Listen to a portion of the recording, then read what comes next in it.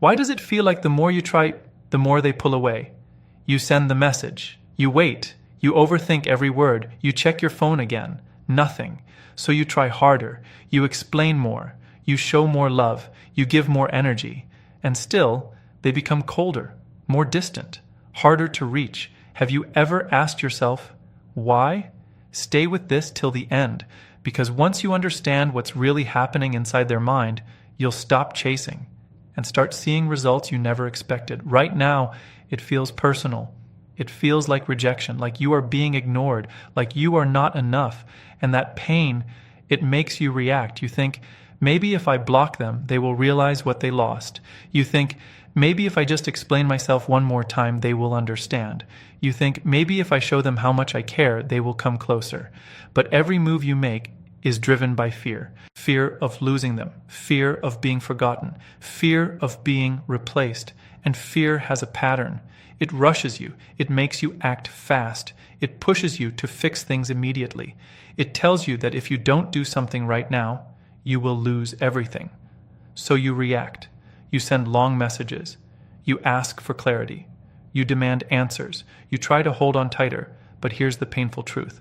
The tighter you hold, the faster they slip away, because you are not dealing with someone who responds to pressure. You are dealing with someone who runs from it. Avoidants don't process emotions the way you do. When things get intense, they don't lean in, they lean out. When emotions rise, they don't feel closer, they feel trapped. So when you block them, it doesn't shake them, it gives them space. When you beg, it doesn't move them, it overwhelms them. When you chase, it doesn't attract them, it activates their need to escape, and now you're stuck in a loop. You reach out, they step back. You try again, they go silent. You push harder, they disappear. And every time this happens, something inside you breaks a little more. You start questioning yourself. You start wondering what you did wrong. You start believing that maybe you're too much, too emotional, too intense, too needy. But the truth is, you are not too much. You are just trying to get love in a way that works for you, from someone who doesn't receive it the same way. And that mismatch creates chaos, because you believe love should be expressed, spoken, shown, and confirmed. But for an avoidant, love feels safer at a distance. So when you move closer, thinking you are building connection, they feel like they are losing control. And control is everything to them. That's why they go quiet. That's why they delay replies. That's why they create space. Not always because they don't care, but because closeness triggers something inside them that feels unsafe. Now here's where most people destroy everything without realizing it. They take that distance personally. They assume it means rejection. They assume it means loss. They assume it means the end. So they react emotionally. And that reaction becomes the exact reason the other person pulls away even more. Because now it's not just closeness they are avoiding. It's the pressure, the intensity, the expectation. And suddenly, what could have been a slow connection turns into emotional overload. Think about it. Every time they pull away, you try to fix it faster. Every time they go silent, you become louder. Every time they create space, you try to close the gap instantly. But what if that's the exact opposite of what works? What if everything you've been doing is pushing them further away? This is the part no one tells you. You cannot chase someone who is wired to run. You cannot convince someone who shuts down under pressure. You cannot force connection where emotional safety is missing. And the more you try, the more you lose your power. Because slowly, without noticing, you stop focusing on yourself and start focusing only on them. Their replies, their behavior, their mood, their distance. Your whole emotional state becomes dependent on how they show up. And that is where the real damage begins. Because now, you are no longer in control. You are reacting, waiting, hoping, chasing. And the more you do that, the less attractive you become in their eyes. Not because you are not worthy, but because you are no longer grounded. You are no longer stable. You are moving from a place of need, not strength. And avoidants can feel that instantly. They feel the urgency. They feel the emotional demand. They feel the pressure to respond, to explain, to match your intensity. And instead of stepping up, they step away, further, colder, quieter, leaving you confused. But here's the shift. The moment you understand that this pattern is not random, everything starts to make sense. It's not about saying more. It's not about doing more. It's not about proving your worth. It's about understanding what actually works and what silently destroys attraction. Because right now, without realizing it, you are feeding the very cycle that is pushing them away. And until that changes, nothing else will. Not your words, not your effort, not your intentions. So before you send that next message, before you react again, before you try to pull them closer, you need to see the pattern clearly. Because once you do, you will never respond the same way again. What makes this even harder is that their silence can feel colder than words ever could. Because when someone avoids, they rarely give you a clean answer. They do not always say, "I'm scared." They do not say, "Closeness makes me uncomfortable." They do not explain that deep connection wakes up old emotional patterns they never learned how to handle. Instead, they become vague. They say they are busy. They say they need space. They act normal one day and unreachable the next. And that confusion is what keeps you emotionally hooked, because the human mind struggles more with uncertainty than pain. Pain gives you something solid. Confusion keeps you stuck. When something is unclear, your brain starts searching for meaning. It replays conversations, it studies tone, it looks for signs, it builds stories, it asks dangerous questions like, "What changed? Was it something I said? Did I ruin this?" That is how emotional obsession begins. Not always from love, sometimes from lack of closure. And this is where avoidant dynamics become dangerous for people with deep hearts, because your heart wants honesty, your mind wants certainty, but their pattern gives you neither. So you begin chasing clarity instead of connection. And the problem is, clarity cannot be forced out of someone who avoids their own emotions. That person may care about you, that person may think about you, that person may even miss you deeply, but if they have not learned how to sit with emotional discomfort, then every real feeling becomes something they try to outrun. That is why they can look interested, then disappear. That is why they can open up, then shut down. That is why they can come close, then act like none of it mattered. To you, it feels inconsistent. To them, it feels like survival. Because an avoidant nervous system often confuses intimacy with pressure. It reads emotional depth as something heavy, something demanding, something that could swallow their independence. So the moment feelings become real, their body reacts before their words do. They withdraw, they detach, they go numb. And if you do not understand that pattern, you will misread everything. You will think their distance means you should fight harder, but often the harder you push, the more unsafe they feel. Not because your love is wrong, but because they were never taught how to receive steady closeness without seeing it as a threat. A lot of avoidant people grew up learning one painful lesson. Needing people is risky. Maybe they had to become emotionally independent too early. Maybe vulnerability was ignored. Maybe comfort was missing when they needed it most. So they built a system inside themselves that says, do not depend, do not reveal too much, do not get too attached. And now even when they meet someone good, they still carry that old survival code. So when your warmth reaches them, part of them wants it, and another part of them wants to run. That inner conflict is what creates the hot and cold behavior that leaves you mentally exhausted. One side of them wants closeness. The other side fears what closeness might cost. And because fear is louder than desire in an unhealed person, fear usually wins. This is why trying to prove yourself almost never works. You think if you love them enough, reassure them enough, stay patient enough, explain yourself enough, they will finally feel safe and choose you. But healing does not happen because someone else loves harder. A person can be deeply cared for and still emotionally unavailable. That is one of the hardest truths to accept, because effort feels noble, sacrifice feels romantic, waiting feels loyal, but loyalty without self-respect becomes self-abandonment, and many people do not realize they are abandoning themselves until they are already drained. They stop sleeping well, they lose focus, their mood starts depending on notifications, their peace starts depending on someone else's emotional availability. And that is not love anymore. That is emotional captivity. That is what happens when your nervous system gets trapped inside someone else's inconsistency. You begin living in reaction mode. One text gives you hope. One delay ruins your day. One cold reply makes you spiral. One small sign pulls you back in again. That cycle can feel like passion, but in reality, it is often anxiety wearing the mask of love. Real connection does not keep you in constant confusion. Real connection does not make you feel like you must earn basic emotional presence. Real connection does not punish you for wanting honesty. And this is where your power starts returning. The moment you stop romanticizing what is actually destabilizing you. Because if someone only feels good when they are far away, then your closeness is not the problem. Their unprocessed fear is. That truth matters. Because once you understand that, you stop making their behavior your identity. You stop saying, I was not enough. And you start seeing they were not equipped. That one shift can save your peace. Because the deepest damage in these situations does not come from them leaving. It comes from what you start believing about yourself while they are pulling away. You start shrinking. You start doubting your value. You start editing your emotions to seem easier to love. You become less honest, less expressive, less you, just to avoid triggering distance again. And that is where people lose themselves, not all at once. Slowly, one unsent message at a time.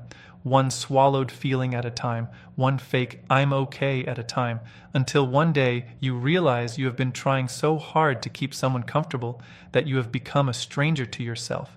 And that should never be the price of connection. You should not have to disappear to be loved. You should not have to become emotionally smaller just to remain in someone's life. If someone can only stay when you ask for nothing, feel less, and expect less, then what they want is not partnership. They want emotional convenience. And you were not built to live on emotional crumbs. You were built for something fuller, something calmer, something mutual. But first, you have to break the spell. You have to stop seeing their distance as a challenge to win. Because once you start treating avoidance like a puzzle to solve, you hand your power away. You become consumed by strategy, by timing, by overthinking what to say, when to say it, how to act, how not to act. And now your life is revolving around someone who cannot even meet you with consistency. That is too high a price. The truth is, you do not need more effort right now. You need emotional discipline. You need the strength to stop feeding a pattern that is starving your peace. Because the answer is not hidden in another paragraph, another explanation, another emotional plea. The answer begins the moment you stop reacting the old way. And once that shift happens, the energy changes completely. That change begins the moment you stop trying to control the outcome. Because the real power in this situation is not in making them return. It is in refusing to lose yourself while they are pulling away. Most people think strength means saying the perfect thing. They think power means having one final message that suddenly makes the other person understand everything.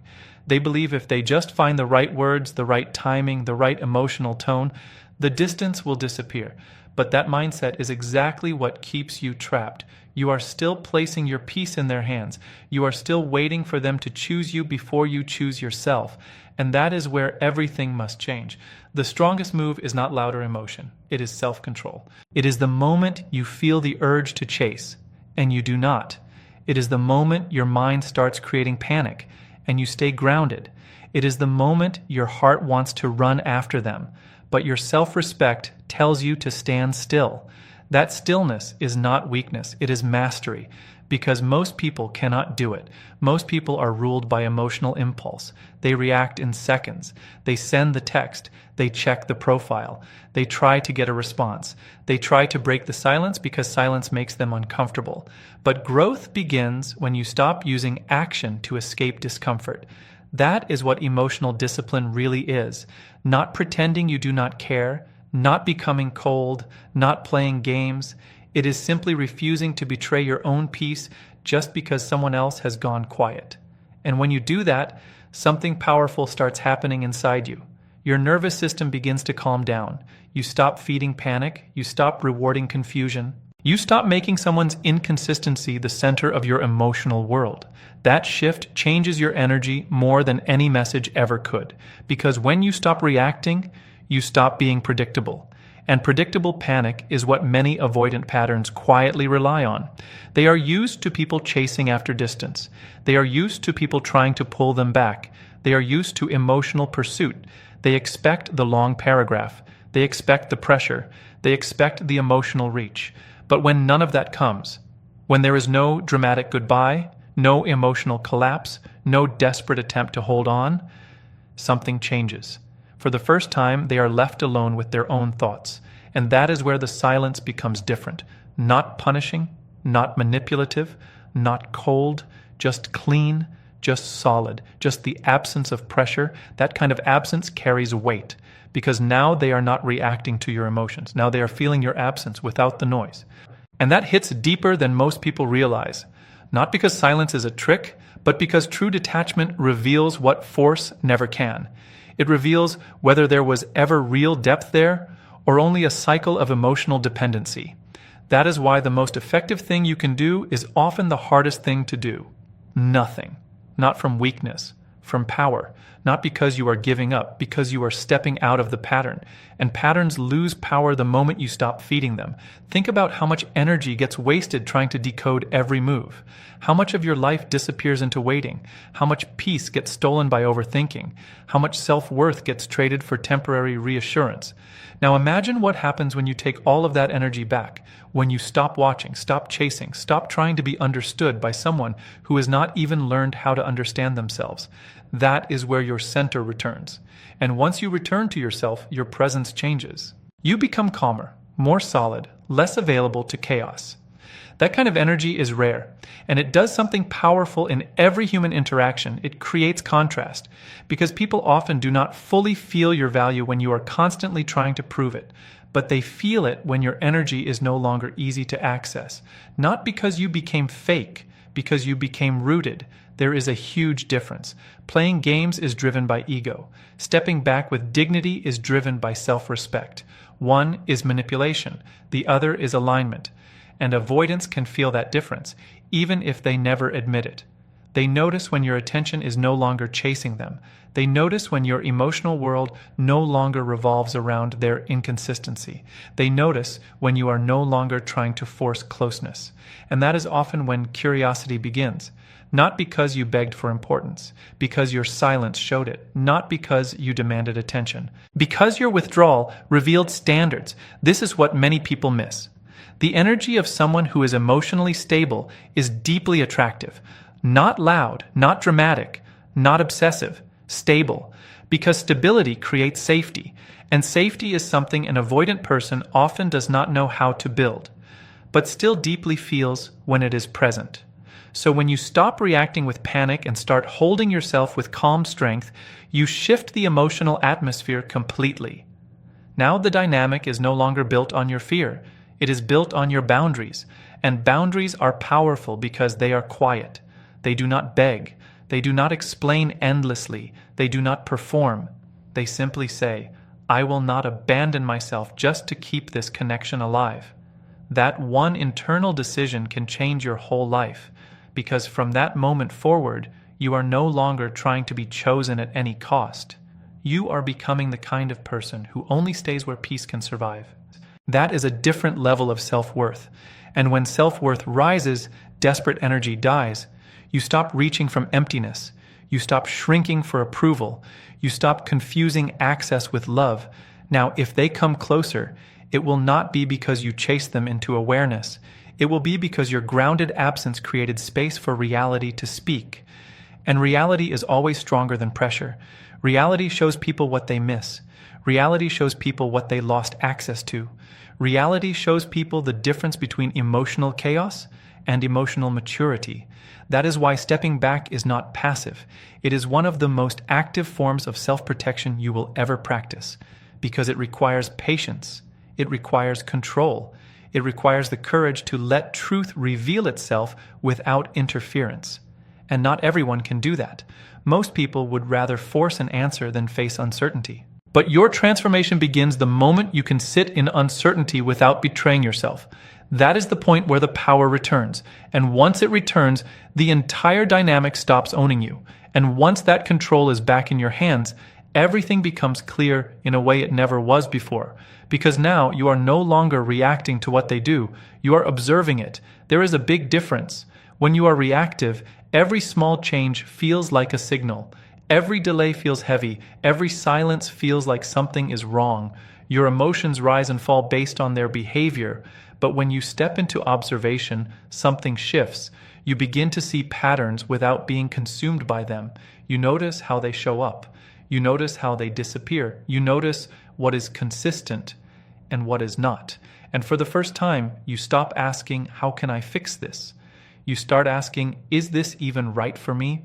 That question is powerful because it moves your focus away from winning them and toward protecting your own peace. And that is where the truth starts revealing itself. If they come back, you will see it differently now. Not as a victory, not as validation, not as proof that your patience paid off, but as information. You will see how they return. You will feel the energy they bring. You will notice whether anything has actually changed or if it is just the same cycle starting again. And this time you will not be blinded by hope. You will be grounded in awareness. Because once you have stepped out of emotional chaos, it becomes very easy to recognize it when it tries to pull you back in.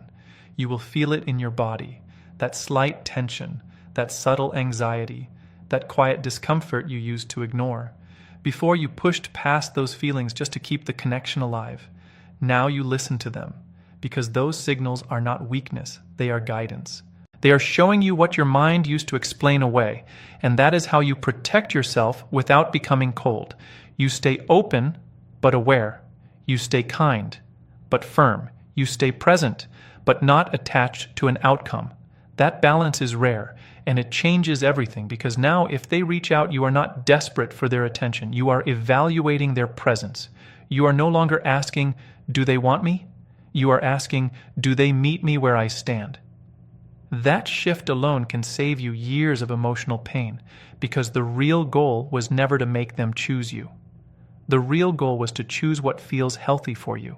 And once you start living from that place, your standards rise naturally. You no longer accept confusion as normal. You no longer accept distance as love. You no longer accept inconsistency as something you must tolerate, because you have experienced what it feels like to be centered within yourself. And once you taste that peace, you cannot unsee what disturbs it.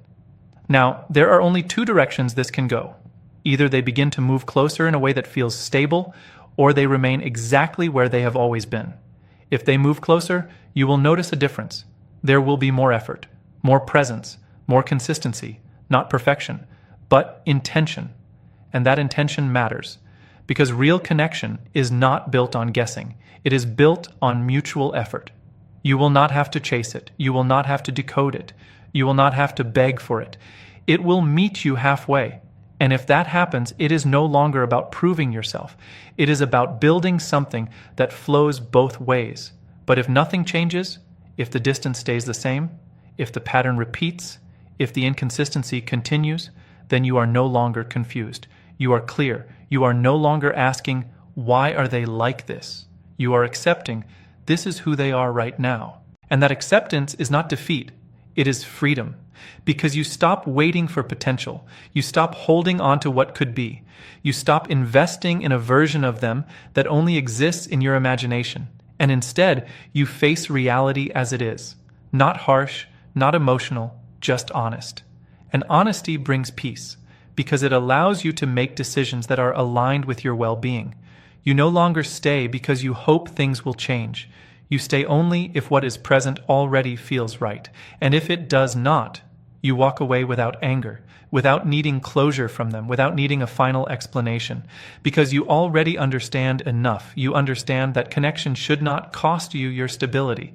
You understand that love should not feel like a constant question. You understand that your energy is valuable, and where you invest it shapes your life. That awareness changes the way you move forward. You become more selective, more grounded, more intentional. You stop chasing intensity and start choosing peace, and that is where everything shifts permanently. Because once you stop accepting emotional instability as normal, you create space for something better to enter your life. Something calm, something clear, something real. Not something you have to fight for every day, but something that meets you naturally. And the most important part of all this, you no longer need them to come back in order to feel complete, because you have already returned to yourself. And that is the kind of power no one can take from you. Not silence, not distance, not rejection. Because your sense of self is no longer tied to someone else's ability to show up. It stands on its own, strong, stable, unshaken. And from that place, everything you allow into your life becomes a choice, not a need. And that is the moment where your life truly begins to move in the right direction.